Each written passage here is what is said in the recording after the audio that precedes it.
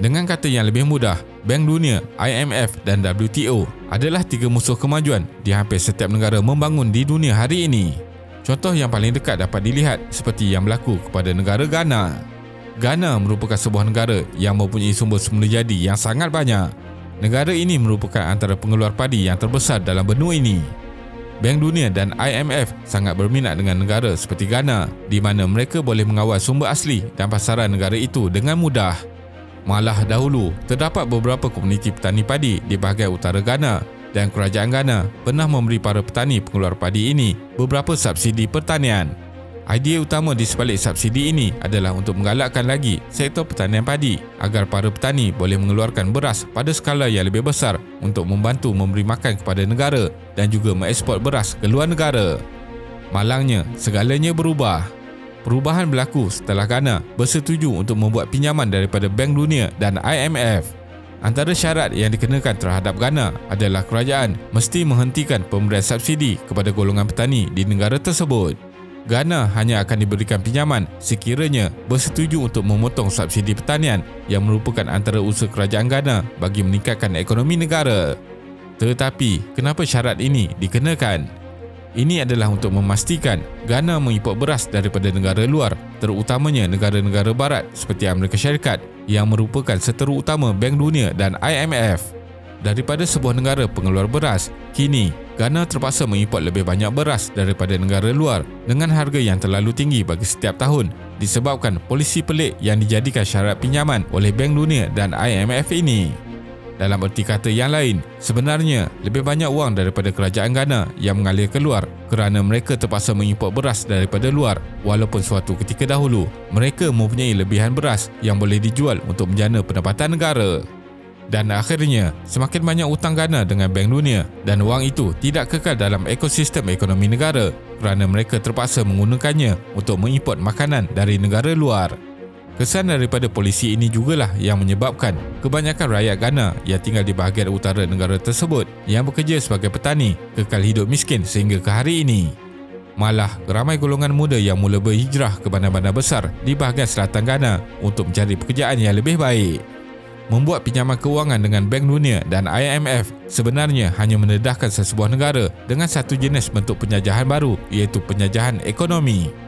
Malah bagi negara yang sudah pun berhutang dengan IMF, mereka diberikan syarat yang lebih ringan untuk meminjam dan membuat perubahan struktur pembayaran balik hutang agar mereka mampu meminjam dengan lebih banyak daripada Bank Dunia dan IMF. Walaupun begitu, keadaan ini bukan sahaja menambah hutang bagi negara-negara ini, malah memanjangkan lagi tempoh pembayaran balik mereka. Laporan yang dikeluarkan oleh majalah Canadian Centre of Policy Alternative juga menunjukkan bahawa hutang-hutang yang perlu dibayar oleh negara-negara membangun pada tahun 1980 adalah sebanyak 609 bilion US dolar. Manakala pada tahun 2001 pula, iaitu selepas 20 tahun program perstrukturan semula pembayaran hutang yang diperkenalkan oleh IMF dan Bank Dunia, jumlahnya telah meningkat kepada 2.4 trilion US dolar. Malah secara keseluruhannya, negara-negara Afrika telah membelanjakan 4 kali ganda wang untuk pembayaran semula hutang negara daripada wang yang mereka gunakan untuk perbelanjaan kesihatan. Walaupun kadar faedah kekal rendah pada tahun 70-an, segala-galanya berubah sejak tahun 1980-an apabila dunia mula berdepan dengan inflasi dan Amerika Syarikat pula menaikkan kadar faedah daripada pinjaman yang dikenakan secara mendadak, seterusnya diikuti oleh bank-bank Eropah yang lain. Pinjaman yang diberikan kepada negara-negara Afrika ini menyaksikan kadar faedah yang meningkat dengan ketara. Bukan itu sahaja, keuntungan yang dirasai oleh negara-negara miskin, peminjam Bank Dunia dan IMF ini adalah lebih kecil daripada kerugian yang mereka alami.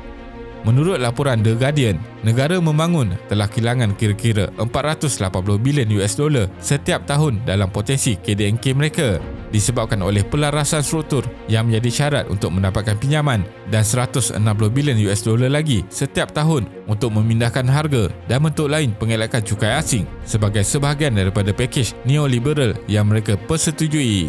Apabila kegagalan pelarasan struktur yang dilakukan oleh Bank Dunia dan IMF ini semakin jelas di mata masyarakat dunia, mereka kononnya telah mengubah dasar ini dan menggantikannya dengan program strategi pengurangan kemiskinan. Disebabkan oleh itulah, ada pihak yang berpendapat bahawa Bank Dunia dan IMF sangat dihargai oleh kerajaan Amerika Syarikat kerana ia memainkan peranan penting untuk mengembangkan sfera kapitalisme barat. Ia dipercayai merupakan peranan yang sama seperti yang telah dimainkan oleh kolonialisme untuk Eropah. Kini, IMF telah berdepan dengan pelbagai kritikan lantang selama bertahun-tahun selepas penubuhannya. Walaupun begitu, dalam buku yang diterbitkan pada tahun 2002 bertajuk Globalization and Its Discontents, ahli ekonomi pemenang hadiah Nobel Joseph Stiglitz mengecam dana itu sebagai punca utama dalam dasar pembangunan yang gagal dilaksanakan di beberapa negara termiskin di dunia.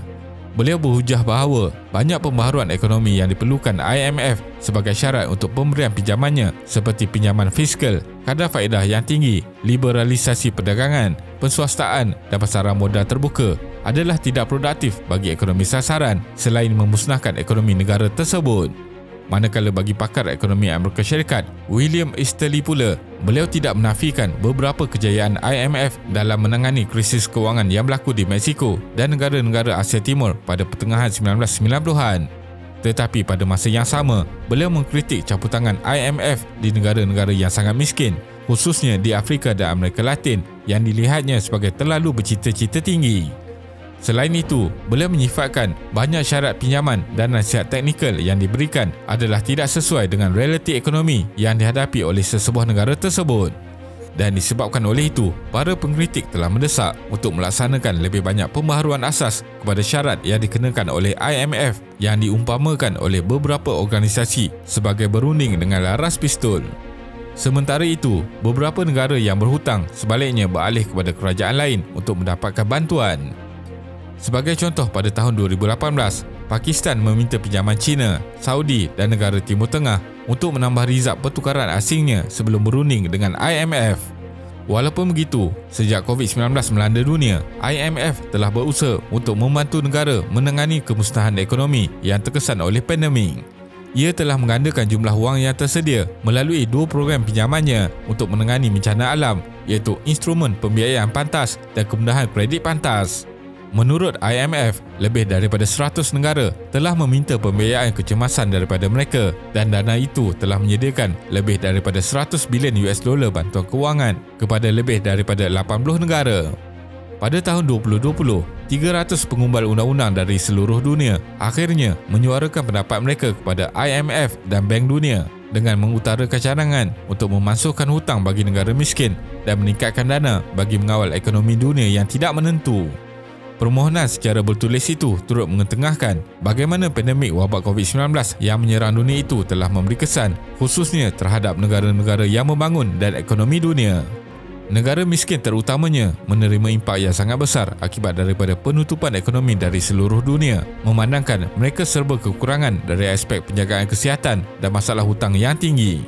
Hasilnya, IMF telah memberikan pelepasan hutang kepada beberapa ahlinya yang paling miskin dengan memberikan mereka geran untuk menampung sementara pembayaran mereka.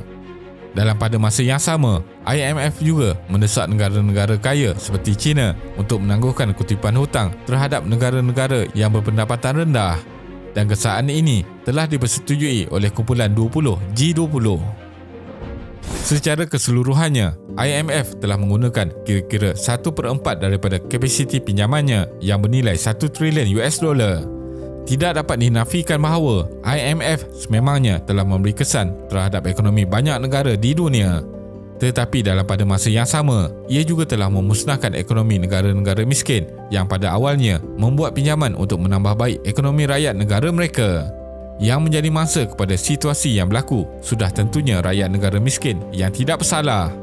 Kesannya, negara-negara miskin ini kekal miskin dan terus terperangkap di dalam permainan hutang yang telah menyebabkan mereka tidak mampu keluar daripada masalah kewangan yang ada.